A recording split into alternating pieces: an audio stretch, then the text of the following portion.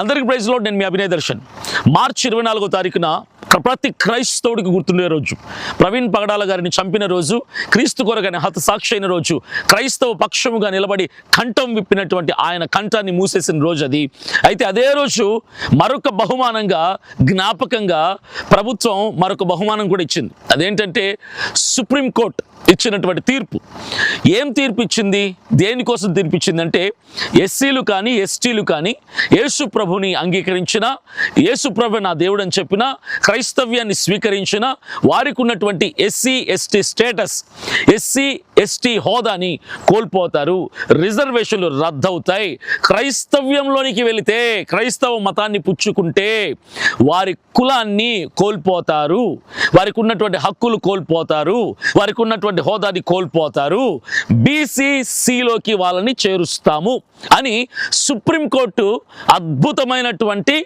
అద్భుతమైనటువంటి బహుమానంగా ప్రవీణ్ పగడాల మొదటి వర్ధంతి రోజున ఇచ్చినటువంటి గిఫ్ట్ అన్నమాట. ఇది అద్భుతమైన తీర్పు. ఇది ఈరోజు నేను ఒకటే చెప్తున్నాను, దీని వెనకాల ఎవరున్నారు, అసలు వీళ్ళ ఆలోచన ఏంటి, ఎందుకు క్రైస్తవ్యంలోనికి వెళితే, సరే మీరన్నట్టుగా క్రైస్తవ మతాన్ని స్వీకరిస్తే యేసు ప్రభు దేవుడు అనుకుంటే ఎందుకు ఎస్సీ ఎస్టీ హోదా పోతుంది, ఎందుకు ఎస్సీలు ఎస్టీలు బీసీసీలోకి వెళ్ళిపోవాలి అని ఆలోచిస్తే దీని వెనక ఉన్నటువంటి ఆంతర్యం ఏంటంటే, సింపుల్గా చెప్తా, దీని వెనక ఉన్నటువంటి ఆంతర్యం ఏంటంటే, ఏ ఒక్కరు కూడా క్రైస్తవ్యంలోనికి వెళ్ళకూడదు. ఇదే సార్ సింపుల్. క్రైస్తవ్యంలోకి వెళ్ళకూడదు. ఇష్టం ఉన్నా లేకున్నా, కష్టమైనా నచ్చకపోయినా ఈ హిందూ మతంలోనే ఎస్సీలు ఎస్టీలు ఉండాలి. మతం మారావా, క్రైస్తవ్యంలోనికి వెళ్ళావా, అరే నీకున్న హోదాని తీసేస్తాం. దీన్ని ఏమంటారంటే ఫోర్సింగ్ బ్లాక్మెయిలింగ్ అంటారు. దీన్ని బలవంతంగా బ్లాక్మెయిల్ చేసి కట్టి పడేసటం అంట. ఎక్కడ ఉన్నారో అక్కడే కట్టి పెట్టడం, చేతులకు సంఖ్యలేసి కాళ్ళకు అడ్డుగూడలేసి కట్టి పెట్టడం. అంటే క్రైస్తవ్యంలోని కంటే ఇప్పుడు చాలామంది అంటున్నారు కదా, మతం మార్చేస్తున్నారు, మత మార్పిడులు చేస్తున్నారు, మత ప్రచారాలు చేస్తున్నారు, అందరినీ క్రైస్తవంలోకి కలిపేసుకుంటారు, హిందువులందరూ క్రైస్తవులుగా మారిపోతున్నారు అంటున్నారు కదా. ఇది జరగకుండా ఉండాలంటే ఏం చేస్తే బాగుంటుంది, ఏం చేస్తే బాగుంటుంది, ఏం చేస్తే బాగుంటుంది అని ఆలోచించి చివరిగా ఎస్సీలు ఎస్టీలు క్రైస్తవంలోకి వెళ్ళకూడదన్న ఆలోచనతో వాళ్ళ హక్కుని, వాళ్ళ హోదాని, ఎస్సీ ఎస్టీలని బీసీసీలో కలిపేస్తాం, ఇలా అయితే ఎవడు కూడా క్రైస్తవంలోకి వెళ్ళడు అన్న ఆలోచనతో ప్రభుత్వం పన్నినటువంటి కుట్ర ఇది. ఇది మా హిందూ మతం అంటారు కదా. అరే ఇది అందరూ కలిసి మెలిసి బ్రతకాల్సిన దేశం అని మేమంటాం. ఇక్కడ హిందువులు ఉండాలి, క్రిస్టియన్లు ఉండాలి, సిక్కులు ఉండాలి, బౌద్ధులు ఉండాలి, ముస్లింలు ఉండాలి, అందరం కలిసి అన్నదమ్ముల్లాగా బ్రతకాల్సిన దేశం అని మేమంటుంటే, ఇక్కడ హిందువులు మాత్రం బ్రతకాలని కొంతమంది అంటున్నారు, ఇది హిందూ దేశం అని కొంతమంది అంటున్నారు. ఈరోజు పూర్తిగా క్రైస్తవ్యంలో పడుతున్నటువంటి కుట్ర కళ్ళకు కట్టినట్టుగా కనపడుతుంది. నేను ఒకటే చెప్తున్నాను, దీనికోసం గట్టిగా మేము పోరాడతాం. అరే మతం మారితే కులం ఎందుకు మారింది సార్? మతం అనేది ఆత్మకు సంబంధించింది, మతం అనేది సిద్ధాంతాలకు సంబంధించింది, మతం అనేది విశ్వాసానికి సంబంధించింది, మతం అనేది బ్రతుకు విధానంకి సంబంధించింది. ఎలా మారిద్ది మతం మారితే? కులం ఎలా మారిద్ది? నా తల్లి కడుపులో నుంచి నేను అడుగు బయట పెట్టిన రోజున నా తండ్రికి ఉన్న కులం నాకు వచ్చింది. నేనేం చేయమంటారు? నేను ఎస్సీ గాను ఎస్టీ గాను పుట్టానది నా కులం. నేను సెలెక్ట్ చేసుకుంటాను, నేను ఎన్నుకుంటాను వచ్చింది కాదు నా కులం. కానీ నేను పుట్టి పెరుగుతున్నప్పుడు, నేను ఎదుగుతున్న క్రమంలో నాకు నా తల్లిదండ్రులు పూజలు చేస్తున్న దేవుడు నచ్చకపోవచ్చు, వాళ్ళ విశ్వాసం వాళ్ళ సిద్ధాంతాలు నచ్చకపోవచ్చు, నాకు మరో దేవుడు నచ్చొచ్చు, ఆ దేవుడు యేసు ప్రభు కావచ్చు. నేను వెళ్తాను, యేసు ప్రభు నా దేవుడు అంటాను. అంత మాత్రాన, నా విశ్వాసం మారినంత మాత్రాన, నా సిద్ధాంతాలు మారినంత మాత్రాన, నా మార్గం మార్చుకున్నంత మాత్రాన, నా బ్రతుకు విలువలు మార్చుకున్నంత మాత్రాన తల్లిదండ్రుల నుంచి వచ్చిన కులం ఎలా మారిద్ది? ఇది నా ప్రశ్న. కులం అనేది శరీరానికి సంబంధించింది, పుట్టుకతో వచ్చింది, చావు వరకు మారదు, కులం మారదు. మతం అనేది ఆత్మకు సంబంధించింది. అర్థం చేసుకోండి కొంచెమైనా, మతం అన్నది ఆత్మకు సంబంధించింది. ఎప్పుడైనా ఎవడైనా ఎక్కడైనా ఎలాగైనా నచ్చిన మతంలోకి వెళ్ళొచ్చు. ఆర్టికల్ 25 చెప్తుంది ఏంటి? అంబేద్కర్ గారు ఇచ్చినటువంటి రాజ్యాంగం ఏం చెప్తుంది? ఆర్టికల్ 25లో మత స్వేచ్ఛ హక్కు. ఏం చేస్తున్నారు మత స్వేచ్ఛ హక్కుని? సింపుల్గా సుప్రీంకోర్టు వాళ్ళు ఇచ్చిన తీర్పు, దాని అర్థం ఏంటో తెలుసా? మేము రాజ్యాంగాన్ని గౌరవించం, మేము రాజ్యాంగాన్ని ఉల్లంఘిస్తున్నాం, మేము రాజ్యాంగ వ్యతిరేకులం అని చెప్పగానే చెప్తున్నారు. ఎందుకంటే మీరు మత స్వేచ్ఛ హక్కుని భంగం కల్పిస్తున్నారు. ఈ రోజున ఎస్సీలు ఎస్టీలు క్రైస్తవులకు వెళ్ళకూడదని కుట్ర పన్నుతున్నారు. ఇంకెక్కడుంది సార్ మత స్వేచ్ఛ హక్కు? ఎక్కడుంది సార్ మత స్వేచ్ఛ హక్కు? అదట ఎస్సీ ఎస్టీలు హిందువుల్లోకి వెళ్తే కూడా మతం మారదట. ఎస్సీ ఎస్టీలు సిక్కు మతం పుచ్చుకుంటే మతం మారదట. ఎస్సీ ఎస్టీలు హిందూ మతంలోకి వెళ్తే కులం మారదట. ఎస్సీ ఎస్టీలు బౌద్ధ మతంలోకి వెళ్ళినా కులం మారదట. ఎస్సీ ఎస్టీలు సిక్కు మతంలోకి వెళ్ళినా కులం మారదట. ఎస్సీ ఎస్టీలు క్రైస్తవంలోకి వెళ్తే మాత్రం కులం మారిపోయిద్దట. ఇది అన్నమాట, ఇది విషయం. అదేంటి అంటే 1950 సంవత్సరంలో జనవరి 26వ తారీఖున గణతంత్ర దినోత్సవం జరుపుకుంటాం మనం, రిపబ్లిక్ డే. ఆ రోజున రాజ్యాంగం అమల్లోకి వచ్చింది, ఇండియన్ కాన్స్టిట్యూషన్ అమల్లోకి వచ్చింది కదా. అయితే కరెక్ట్గా 6 నెలల తర్వాత ఆగస్టు నెలలో మన తొలి రాష్ట్రపతి అయినటువంటి బాబు రాజేంద్ర ప్రసాద్ గారు ఏం చేశారంటే, ఎస్సీ ఎస్టీలు సిక్కు మతంలోకి వెళ్ళినా కులం మారిపోతుంది, ఎస్సీ ఎస్టీలు బౌద్ధ మతంలోకి వెళ్ళినా కులం మారిపోద్ది, ఎస్సీ ఎస్టీలు క్రైస్తవ మతంలోకి వెళ్ళినా కులం మారిపోతుంది అని ఆయన ఇది తీసుకొచ్చారు. దాన్ని ప్రెసిడెన్షియల్ ఆర్డర్ అంటారు దాన్ని. అది రాజ్యాంగంలో ఉన్నటువంటి ఆర్టికల్ కాదు, జాగ్రత్త వినండి. ఇది రాజ్యాంగంలో ఉన్నటువంటి ఆర్టికల్ కాదు. 1950వ సంవత్సరంలో జనవరి 26వ తారీఖున రాజ్యాంగం అమలైనటువంటి 6 నెలల తర్వాత మన తొలి రాష్ట్రపతి అయినటువంటి బాబు రాజేంద్ర ప్రసాద్ గారు తీసుకొచ్చినటువంటి ఈ చిన్న మార్పు, ఇది ఒకటి యాడ్ చేశారండి, ప్రెసిడెన్షియల్ ఆర్డర్. ఇది ఆర్టికల్ కాదు, ఇది రాజ్యాంగంలో ఉన్న ఆర్టికల్ కాదు, అంబేద్కర్ గారు తీసుకొచ్చింది కాదు, ఇది ప్రెసిడెన్షియల్ ఆర్డర్. ఉండి లేనట్టుగా పెట్టారు దాన్ని. దాని తర్వాత సిక్కు మతస్థులు పోరాడారు, ఎందుకు కులం మారిద్ది మతం మారితే అని పోరాడారు, గెలుచుకున్నారు వాళ్ళు. బౌద్ధ మతస్థులు పోరాడారు, ఎందుకు కులం మారిద్ది మతం మార్చుకుంటేని, వాళ్ళు గెలుచుకున్నారు. అందుకే ఈరోజు ఏంటో తెలుసా విచిత్రం, ఎస్సీ ఎస్టీలు హిందూ మతంలోకి వెళ్ళిన కులం మారదు, సిక్కు మతంలోకి వెళ్ళిన కులం మారదు, బౌద్ధ మతంలోకి వెళ్ళిన కులం మారదు, క్రైస్తవ మతంలోకి వెళ్తే మాత్రం కులం మారిపోయిద్ది. ఎందుకంటే మన చేతగాని చవటం కదా, మన చేతగాని అసమర్థులం కదా.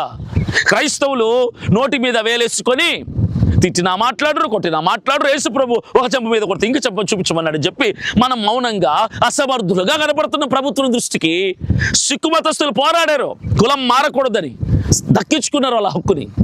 బౌద్ధ మతస్థులు పోరాడారు, రోడ్లెక్కారు, దక్కించుకున్నారు వాళ్ళ హక్కుని.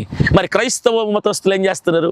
క్రైస్తవ పెద్దలు ఏం చేస్తున్నారు? క్రైస్తవ పాస్టర్లు ఏం చేస్తున్నారు? క్రైస్తవ నాయకులుగా పిలువబడుతున్న వాళ్ళు ఏం చేస్తున్నారు? ఏం చేశాం మనం? ఈరోజు ఏం చేస్తున్నాం? అధికారికంగా అఫీషియల్గా సుప్రీంకోర్టు తీర్పు వచ్చేసింది. ఏం చేస్తున్నాం ఇప్పుడు మనం? What is our next step? What is our next plan? ఏం చేద్దాం? పోతే పోనినా, హక్కు లేకపోతే మనం బ్రతుకుదామా? ఎందుకు పోవాలి? మనము ప్రశ్నించే హక్కు లేదా? రాజ్యాంగంలో ఉన్న ఆర్టికల్ని ఉల్లంఘిస్తూ దాన్ని అగౌరవపరుస్తూ సుప్రీంకోర్టు ఎలా తీర్పిస్తుంది? ఎలా కులం మారింది సార్? క్రైస్తవ్యంలోనికి స్వీకరిస్తే కులం ఎలా మారిపోద్ది? నో క్యాస్ట్ అనివ్వండి, లేదంటే ఏ కులము లేదు క్రైస్తవుడికి అని కొన్ని అలాగైనావ్వండి.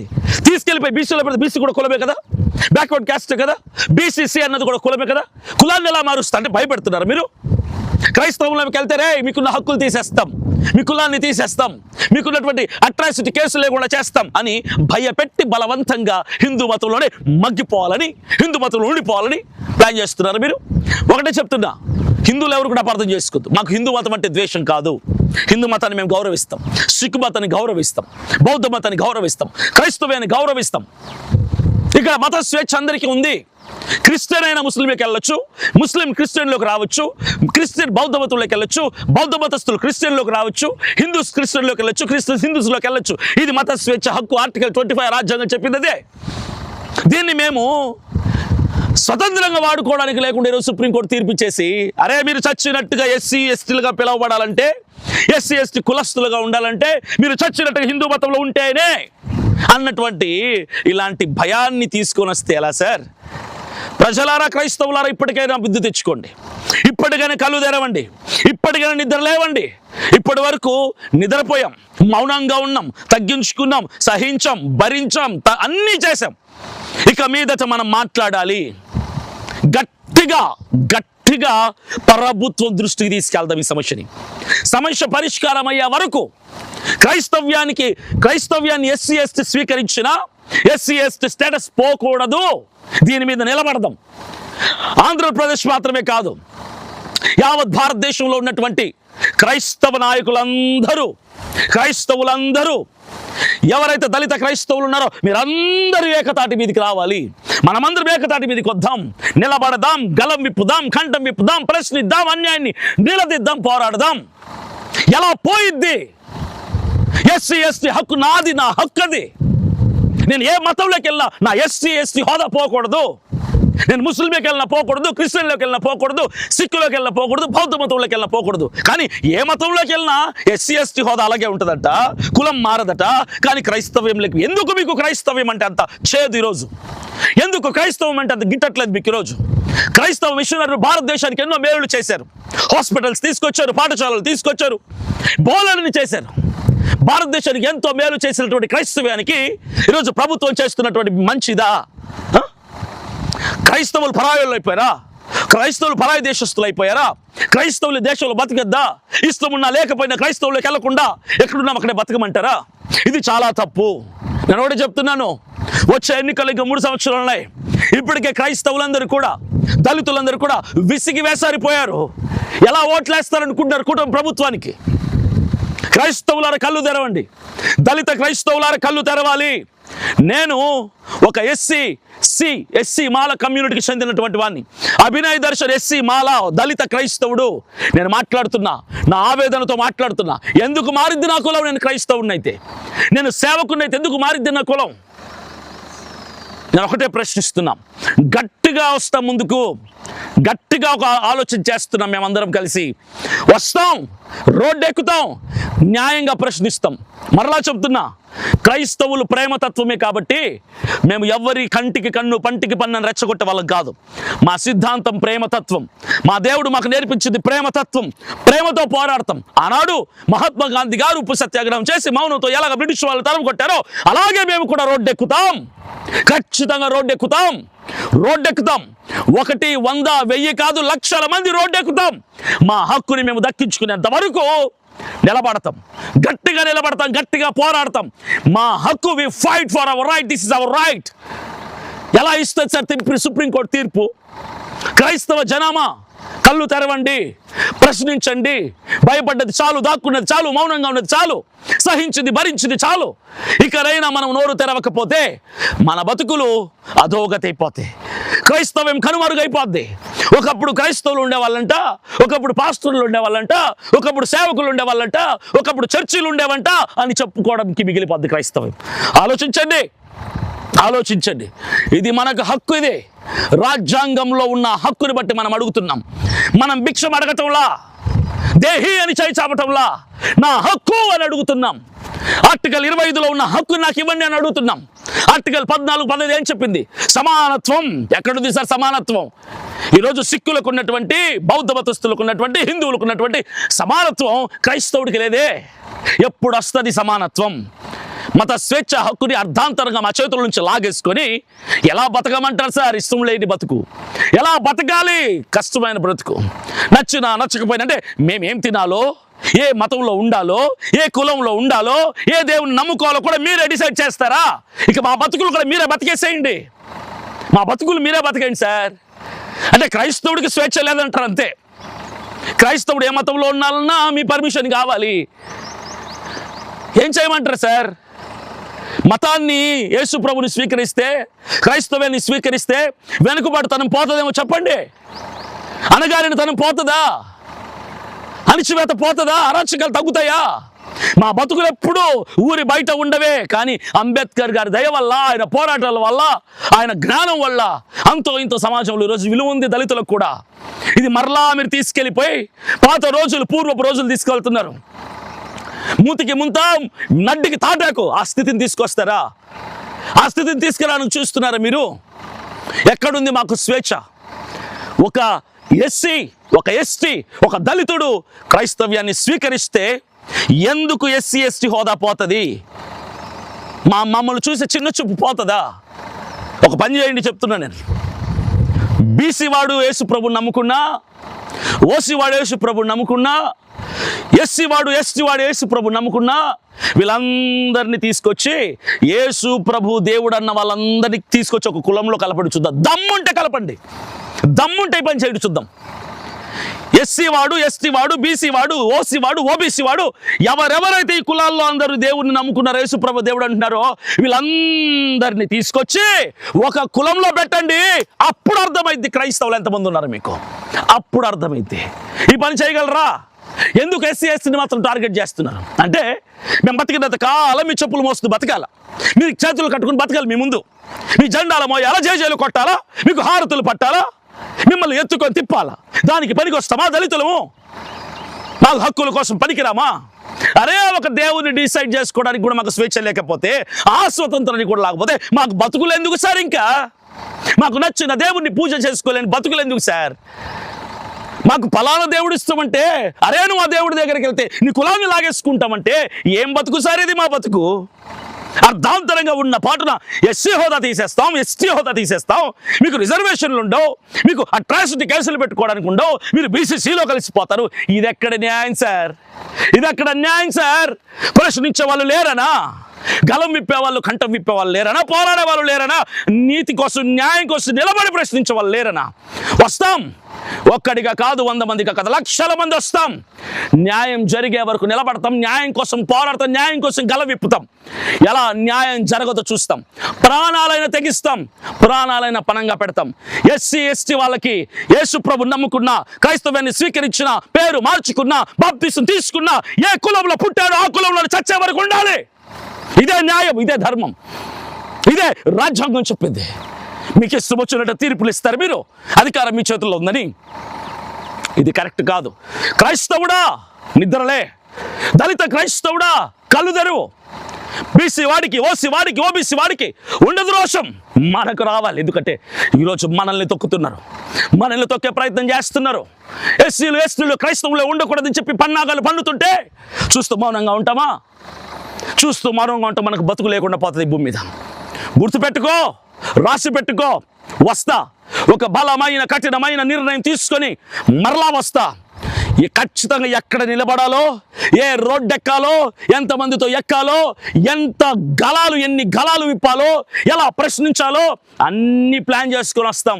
విడిచిపెట్టే ప్రసక్తి లేదు. ప్రాణం ఉండగా దీనికోసం నిలబడతాం, పోరాడతాం. అభినయ దర్శన్ అని నేను చెప్తున్నాను, గుర్తుపెట్టుకోండి. నా దళిత క్రైస్తవులందరూ కూడా క్రైస్తవాన్ని స్వీకరించినంత మాత్రాన వాళ్ళ ఎస్సీ ఎస్టీ హోదా పోకూడదు. సుప్రీంకోర్టు తీర్పు మార్చే వరకు నిలబడదాం, కలిసి పోరాడదాం. నాతో చెయ్యి కలిపే వాళ్ళు కలవండి, నాతో కాలు కలిపే వాళ్ళు కలపండి, నాతో గలం కలిపే వాళ్ళు కలవండి. కలిసి ముందుకెళ్దాం, కలిసి పోరాడదాం. మన హక్కుని మనం సంపాదించుకుందాం, లాక్కుందాం, తెచ్చుకుందాం. ఇదే నేను చెప్పగలుగుతున్నాను. క్రైస్తవుడా సిద్ధపడు, క్రైస్తవుడా రెడీగా ఉండు, క్రైస్తవుడా లే. దళిత క్రైస్తవులు జరుగుతున్న అన్యాయాన్ని అరికట్టాలంటే ఈరోజు మనమంతా కూడా ఏకమవ్వకపోతే మన బతుకులు కుక్కలు చిచ్చిన విస్తరాకులు అవుతాయి, తెగిపోయిన గాలి పటాలు అవుతాయి. పట్టించుకొని కుక్కల్లాగా చివరికి మిగిలిపోతాం. ఆలోచించండి, కళ్ళు తెరవండి, చెయ్యి కలుపుదాం, అడుగులు ముందుకేద్దాం, గలం విప్పుదాం. ప్రభుత్వం దృష్టికి మన సమస్యను తీసుకెళ్ళి, మా ఎస్సీ ఎస్టీ హోదా మాకు కావాలి, మాకు యేసుక్రీస్తు కూడా కావాలి, మాకు క్రైస్తవ్యం కావాలి, మా కులం మాకు కావాలి.